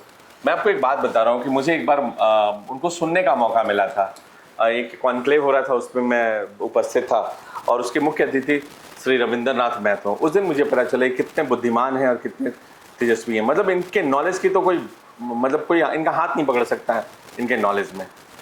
और इतना अच्छा लगा मुझे जानकर के। लेकिन वही है कि जब इतना अच्छा बोलते हैं, इतना इनको नॉलेज है, तो इन लोगों को मेरे हिसाब से ज़्यादा लोगों से मिलना चाहिए। एटलीस्ट स्टूडेंट विंग में तो एकदम ही इनको मिलना चाहिए, ताकि ये अपने विचार व्यक्त कर सकें और उससे सारे के सारे लोग लाभार्थी हो सकें। तो ये रविंद्रनाथ महतो जो झारखंड के वर्तमान विधानसभा अध्यक्ष हैं, ये देखिएगा ये कौन से विधानसभा से जीते हुए हैं, तो देखिएगा ये नाला विधानसभा से एमएलए रहे हैं। ठीक है, इसके बाद जो नेक्स्ट है that is what is the age criteria for women beneficiary under the मैया सम्मान योजना। आप में से जो भी वीडियो देखेंगे बहुत सारी महिलाएं होंगी जो इस सम्मान योजना का फायदा उठा रही है। देखिए, सरकार अगर इतनी अच्छी योजना का पहल कर रही है तो इस योजना का पहल आपको मोबाइल खरीदने के लिए नहीं, इस योजना का पहल आप अपनी ज़रूरत जो बहुत ज़रूरी है, और ख़ासकर महिलाओं को तो मैं ये बोलूँगा कि इसका पूरा पैसा आप पढ़ाई में लगाइए, क्योंकि एक तरह से आपको एम्पावर करने के लिए दिया जा रहा है। 2500 रुपये अगर दी जा रही है आपको राशि पर मंथ, तो ये आपके पढ़ाई के लिए पूरा इस्तेमाल कीजिए इसको और बन जाइए। जिस दिन इस पैसे का इस्तेमाल कर पढ़ाई करेगी और कोई महिला जिस दिन अधिकारी बनेगी ना, ट्रस्ट में उस दिन सरकार को ऐसा फील होगा कि हाँ, जो हमने किया वो सही किया और हमारा निर्णय सही था, उसका सही इस्तेमाल हुआ है। तो इस जो स्कीम है, इसकी बेनिफिशियरी का जो एज है वो 18 से 50 वर्ष रखा गया। पहले 21 रखा गया था, फिर बाद में उसको घटाकर 18 से 50 वर्ष किया गया। तो ये हो गया आपके पूरे के पूरे 100 क्वेश्चन का जो डिस्कशन था। मैंने झारखंड सेक्शन ही किया है डिस्कशन, बाकी इंद्रजीत सर और अविनाश सर ने किया है। आपको इस पूरे डिस्कशन से एक आउटकम ये निकलता है कि आपको ये पता चलना चाहिए कि कौन कौन से रास्ते से आपको पढ़ाई करनी, कौन कौन से टॉपिक को कैसे कैसे कवर करना है। बाकी ये सारे क्वेश्चंस तो ज़रूरी हैं, इसमें से क्वेश्चंस भी हो सकता है कि रिपीट हो एग्जाम में। हम गारंटी मतलब हम ये नहीं कर रहे हैं, लेकिन ऐसा ही क्वेश्चन पूछा जाता है, तो आपको एक रास्ता मिल रहा है आगे बढ़ने के लिए। हमारे संस्थान में 14वीं जेपीएससी को लेकर के क्लासेस शुरू हो चुकी हैं, बैचेस कंप्लीट हो रहे हैं। तो सबसे अच्छी बात है कि हमारे यहाँ पे जो टीचर हैं वो रेगुलर टीचर आपको मिलेंगे। वो आपको कॉन्ट्रैक्ट वाले वैसे नहीं कि आज यहाँ पढ़ाया फिर कल और कहीं पढ़ाया फिर छोड़ दिया, ऐसा कोई नहीं है। दूसरा है कि यहाँ पे जो भी टीचर हैं वो सिर्फ और सिर्फ यूपीएससी और जेपीएससी के बच्चों को ही पढ़ाते हैं, तो कमीशन की क्लास लेने वाले ही शिक्षक हैं यहाँ पे एसएससी वाले टीचर्स अवेलेबल नहीं हैं। आप ध्यान रखिएगा इस बात को, क्योंकि एसएससी के टीचर को जब आप जेपीएससी पढ़ाने बोलिएगा तो वो अंतर बहुत ज़्यादा हो जाता है, वो उस अंतर को भर नहीं सकता वो शिक्षक। तो ये हो रहा है। यहाँ पे क्लासेस हिंदी और इंग्लिश मीडियम की सेपरेट बैचेस चल रही हैं। तो एक साथ बैठा के मैंने पीडीएफ दे दिया, आपको समझा दिया, सब कुछ नहीं होता है, क्योंकि आपका जो रिजल्ट है वो मेंस पे डिपेंडेंट है, और मेंस है आंसर राइटिंग पे। जब तक आप लिखेंगे नहीं तब तक आप सीखेंगे नहीं। तो ये हो रहा है। साथ में हमारे यहाँ पे हर संडे को क्लास टेस्ट हो रहा है बच्चों का, और आप बच्चों से पूछें उनकी कॉपी 7 डेज में चेक करके दी जा रही है। तो ये सभी सुविधाएं प्रदान की जा रही हैं। आप हमसे जुड़िए और अपनी सफलता को और मजबूत कीजिए। आप अपना खूब ख्याल रखिए और इस वीडियो को अपने दोस्तों के साथ शेयर कीजिए, इस चैनल को सब्सक्राइब कीजिए और इस वीडियो को लाइक कीजिए, और अपना खूब ख्याल रखिए। Thank you.